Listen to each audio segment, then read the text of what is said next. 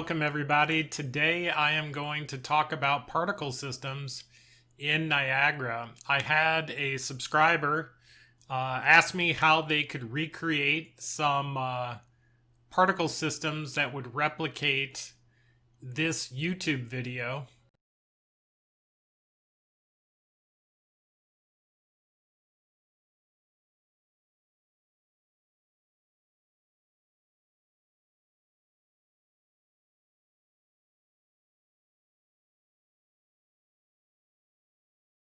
To that end, I don't think that I've obviously not replicated it perfectly, but I've only put a few hours into this, and I think what I've come up with is something that's simple. I think it's easy to comprehend, and it's a good starting point for anyone who's really serious about replicating water-based particle systems. So here we go. I'm going to get right into it. Quick reminder, if you like this type of content, please consider subscribing. I will keep producing these as long as I keep getting the great feedback from you all, and I really appreciate it. So let's get into this. So I think the very first thing I'm going to start with is the emitter that is generating the particles for the water fountain. So this is going to be, the emitter right here that you see shooting the water out. So the way I've created this is I generated a basic FX Niagara emitter. So the way you do that is right click, go to FX, go to Niagara emitter. It's going to ask you for a new emitter from template. So you're going to choose that. And then you can pick, let's say, fountain, because that kind of matches what we're doing anyway. So once you create that, that's where I started. And then I tweak things from there. So the first couple things that you're going to notice is, let me just go through the properties real quick, just so you can see what I have. I'm using a CPU simulation. Let's see, on the emitter state, I have an infinite emitter. That's a setting you're going to need to change. I have a spawn rate. So this is generating a particle every, so many particles every second. So mine's set to 29. On the particle initialization, here I have the lifetime set. These are all the defaults. The mass is there, color, sprite rotation. And one thing you'll see here is that I have a mesh scale. I am going to be using a mesh renderer. So the mesh scale is important. For the value here, normally it will be set to a vector, so X, Y, and Z. And what I did was I created a new dynamic input, and you use vector from float. That way you use the same individual float value for X, Y, and Z. And that way you don't have to enter them all independently. The next thing is velocity and cone. I have tied the minimum and maximum velocity strength to a uniformed range float on the strength here. So again, dynamic input and uniform range float. And then for each of these, you can link the value. So you do link inputs, user, expose parameter. So over here, and I choose min or max, right? So that allows me later that I can pass in these values using a blueprint. You'll see how I do that in just a little bit. I set the cone angle down to 3, and everything else is the same. The color I bind to a user parameter. Again, so I created a user parameter over here by clicking on the plus sign, choosing linear color, and then I got my parameter right here, and then I tied the particle color to this value. So I can pass that in. That's a default thing.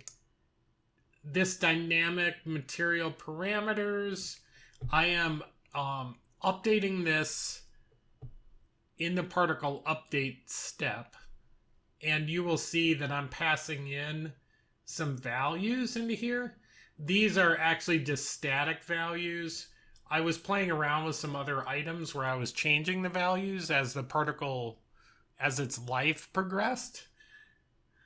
But in this case, I'm just passing the same value over and over, so I could have just have easily moved these into the material. But for right now, I am using a dynamic parameter. The other thing that I'm doing, again, I was playing around with this. I was using dynamic events earlier. So I was generating a location event, and then based off of that event, I was spawning other particles. I've actually dropped this feature, so I'm going to just remove this.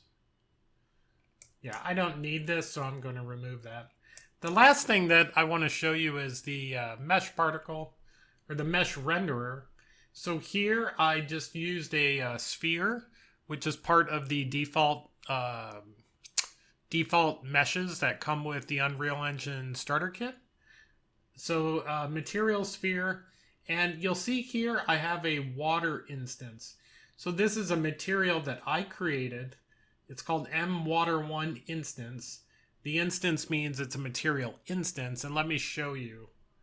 Let me show you what this looks like. So I'm going to go to here.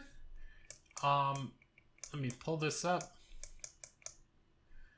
In here, I only have two variables that I can play with. One's called the opacity Fresnel, and the other one is the refractive Fresnel. So in order to understand what these are, let me go look at the actual material. So mwater1, here's what we have. We have a translucent material. We pass in the particle color into the emissive.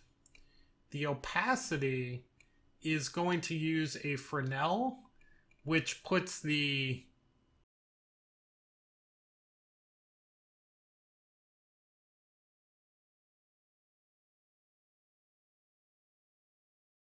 so we have two Fresnels.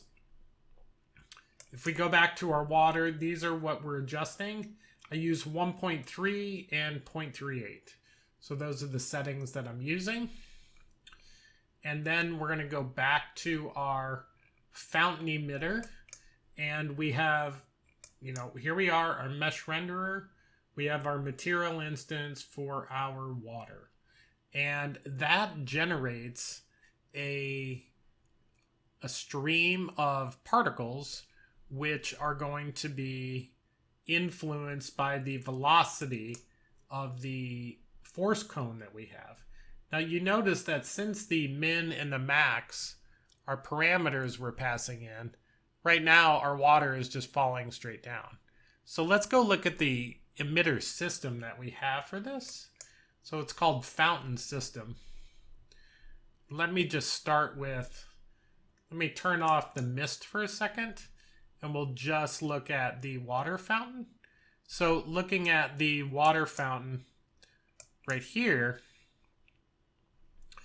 you see we have our user parameters, and you can set defaults for your user parameters. So right over here, I have 965, and for a min, I have 645. So I set these in a blueprint a little bit later, but this shows you sort of the basics. So the next thing is the mist.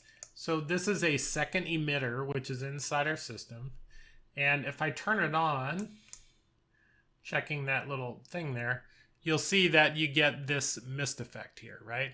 And what we're going to do is, let me show you how I built that emitter.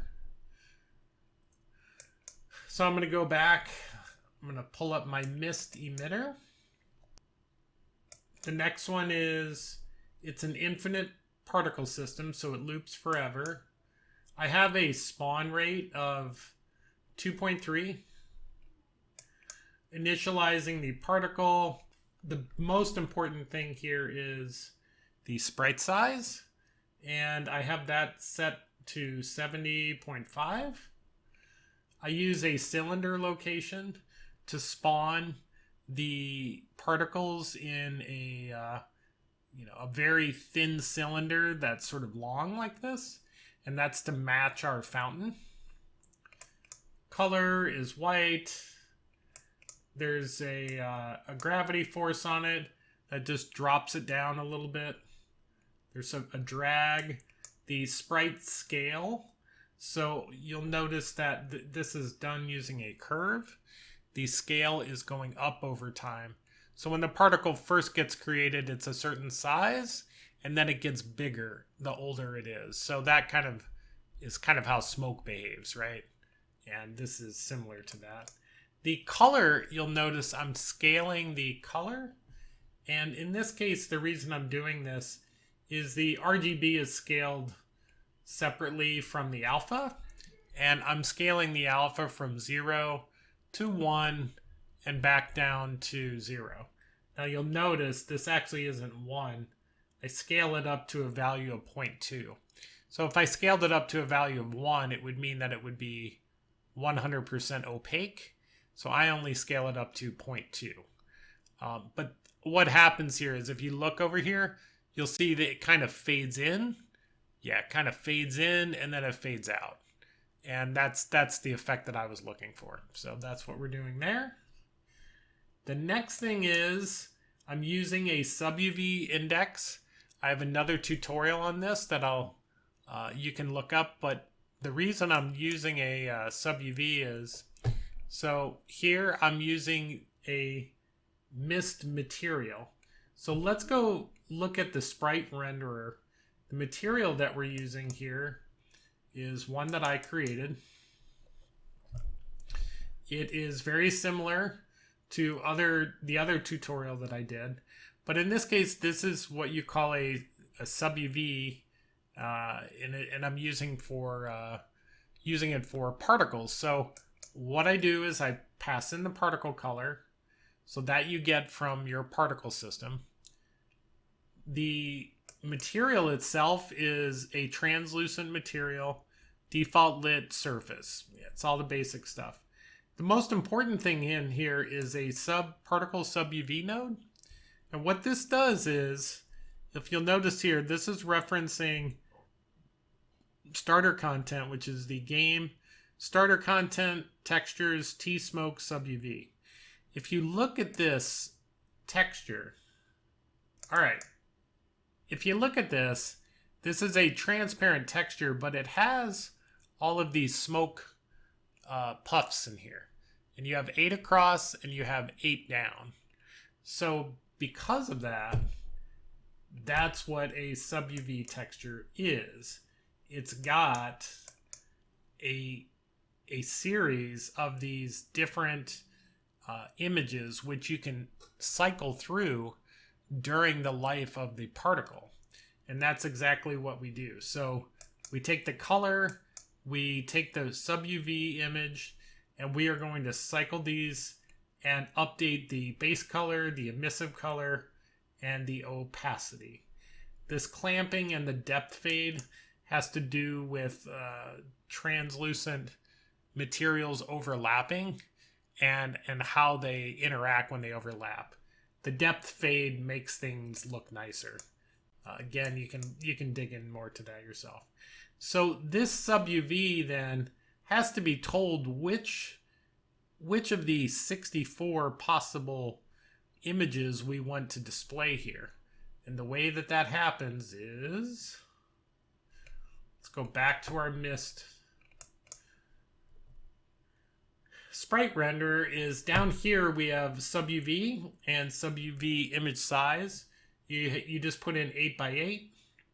And so now it knows that this is an 8x8 SubUV material.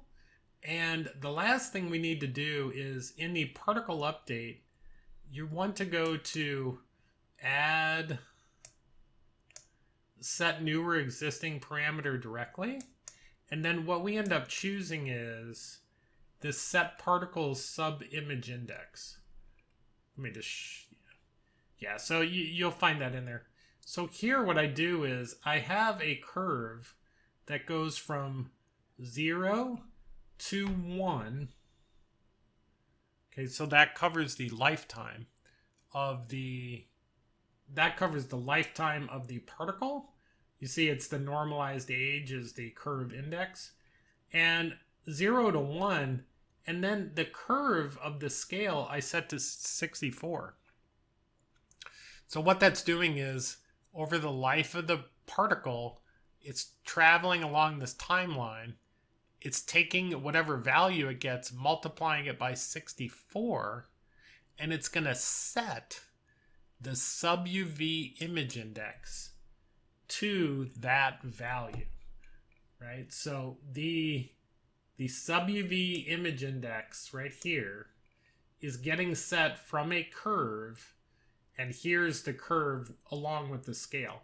So it takes that value, multiplies it, sets the SubUV image index. So what it's going to do is it's cycling through all 64 instances of that smoke puff, and then you get this nice transition to make it look like a cloud or mist or whatever you're trying to create. So that's what we do with the mist. Hope that made sense. So now we put this all together. We have a fountain system that we created. It's got a fountain emitter and it has a mist emitter. When you put them together, it looks like this, okay? And then we're gonna do some additional things to make it look even cooler. Hey everyone, thanks for watching. Now that we've created our Niagara particle system, in part 2 of this series, we're going to go ahead and put that system into a blueprint and then show you how we can drive the force and color parameters to make it look like a Las Vegas style water light show. Thanks again. Bye.